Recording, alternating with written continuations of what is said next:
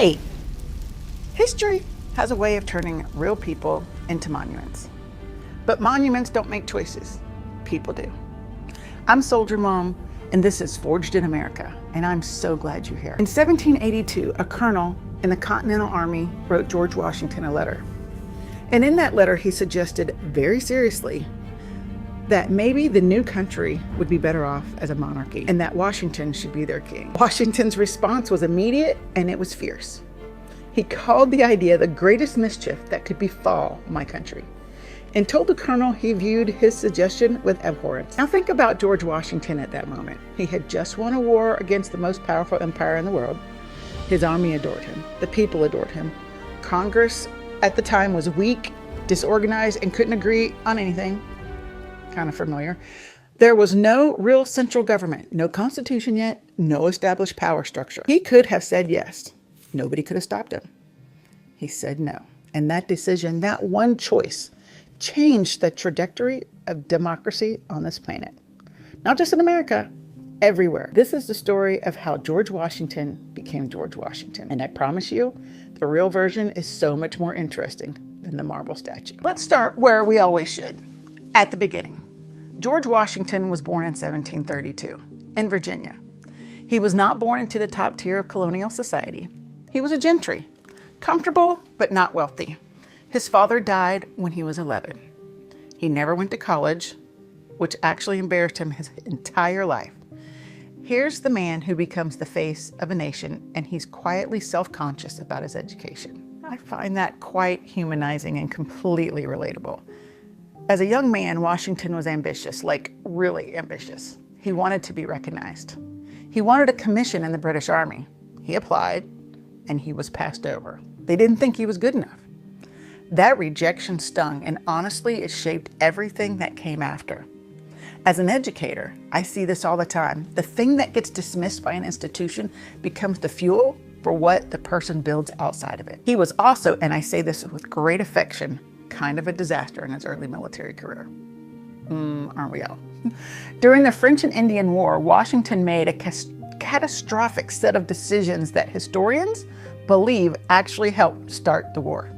He was 22, he was overconfident, and he was wrong. And then he survived things that should have killed him.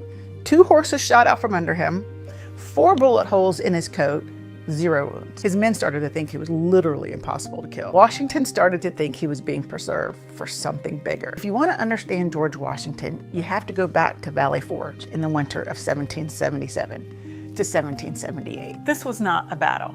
There was no dramatic moment of heroism.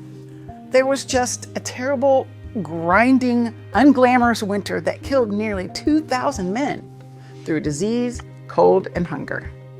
11,000 soldiers camped in Pennsylvania without enough food, enough clothing, and with men literally wrapping their feet in rags to stay warm. The roads into camp ran red with blood from frostbitten feet. And meanwhile, Congress was dysfunctional and not sending supplies. Multiple generals were actively scheming to get Washington replaced. Morale was in the dumps. Men were deserting, but Washington stayed, and he walked among his men. He was visible. He wrote letter after letter to Congress, polite, then increasingly desperate, then furious, begging for supplies. He did not retreat to warm quarters and manage the situation from a safe distance. And I want you to think about that for a second, because I think this is what separates leaders that are worth studying from one's history eventually forgets. Leadership is not hard when things are going well. Leadership is hard in the valley, in the winter, when nobody's watching, and the easy thing would be to quietly let it all fall apart. Valley Forge was Washington's Hoth, or Hoth. If you know, you know. The empire was winning. The situation was objectively terrible, and the rebellion, the Continental Army, held on because the leader held on. And here's where we get into why I love this series. Because George Washington, the monument, is boring. George Washington, the actual human being, is fascinating. He loved to dance, like genuinely loved it. He was known as a skilled and enthusiastic dancer at social events. He was meticulous about his appearance and clothes. He was a pretty shrewd businessman sometimes, and sometimes pretty ruthless about it. He had a complicated and lifelong struggle with the institution of slavery. He knew it was wrong. He wrote about it privately. and he couldn't fully act on it while he was alive because of the political consequences.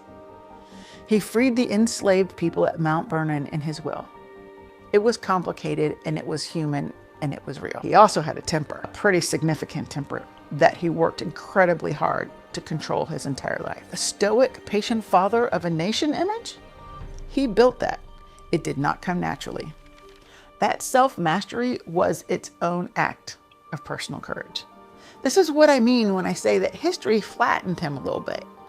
The real Washington, the dancer, the temperamental perfectionist, the self-educated man who was always quietly ashamed of it, the general who made catastrophic mistakes at 22 and learned from every single one, that's character. That's someone you can learn from.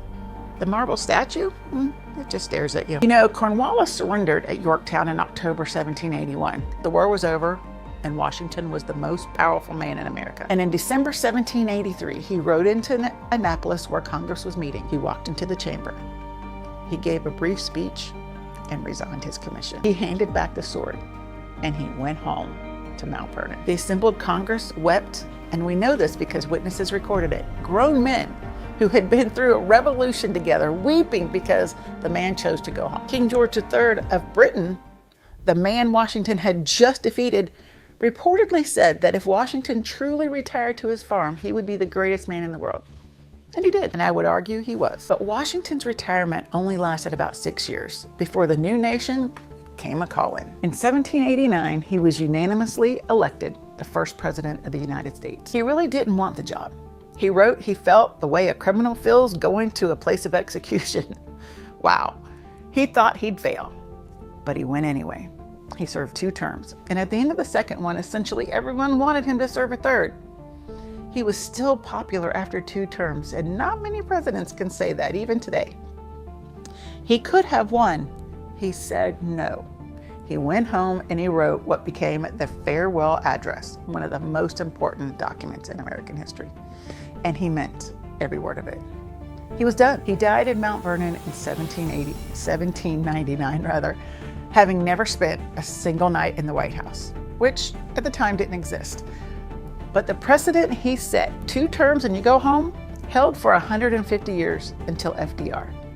And even then, Congress eventually made it law because Washington's example wasn't enough to stop someone who was determined to stay. He gave up power twice, voluntarily, in a world where power corrupts almost everyone. That is, and I'm going to say, the most Jedi thing anyone has ever done in American history. Pretty cool. But we can learn 5 things Washington taught us during his lifetime.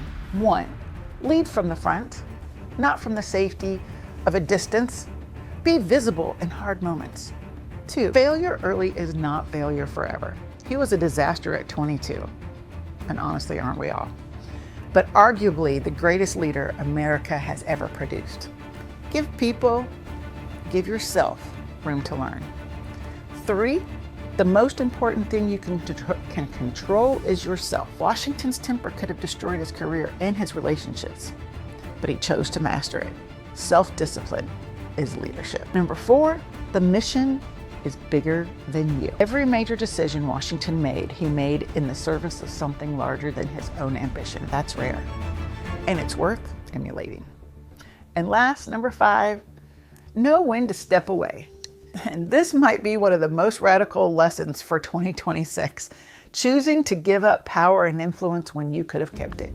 Choosing to go home when staying would have been so much easier. That is the highest form of self-discipline. And it may be, honestly, the rarest thing in human history. That's a wrap on this episode of Forged in America, a series about the real people behind the monuments. And if this is your thing, and if you made it this far, clearly it is your thing, hit subscribe, because we're just getting started. I have so many people I want to bring to life for you on this channel. Drop in the comments what surprised you most about Washington today. And who do you want to see in the future? Seriously, your answers help shape what I research next. And I will see you next Thursday. Love you.